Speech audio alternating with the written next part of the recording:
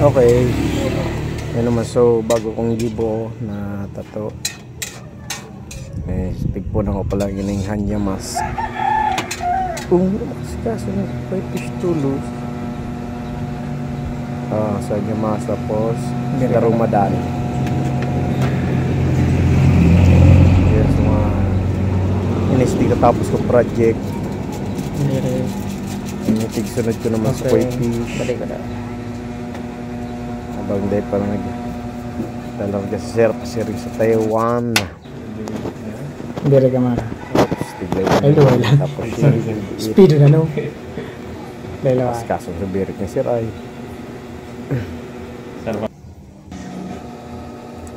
Ayan na. Slow mo lang para may lumas. So, pinalosan kang koi fish. Ayan. 11 hours kung tigibo. Sige pa. Rolawin.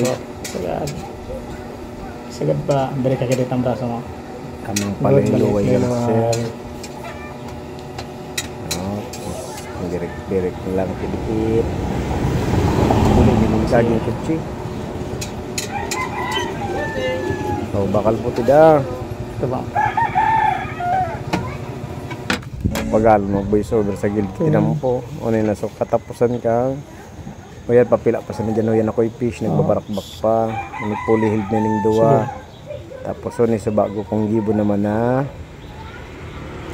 goldfish tapos ikos na may logo kita Ogama. Ayan. Ayan. Ang gabot man ining 10 hours.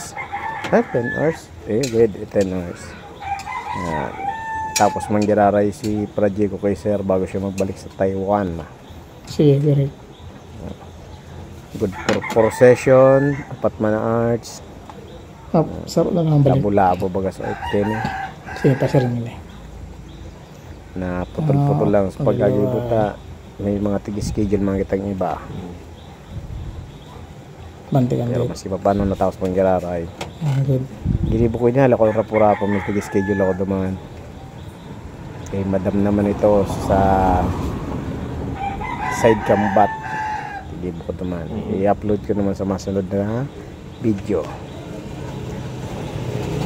Maribo ko din sa gilid-trampo. Yan. Salamat sa mga naggiling. Pa-like, pa-share, tapos pa-subscribe man sa mga solid na tropa dyan. Pa-support. Trust. Sa kapamilya. Nasa sign doon na yan. Oops. Okay. Sulit-sulit. Mga pansyamba na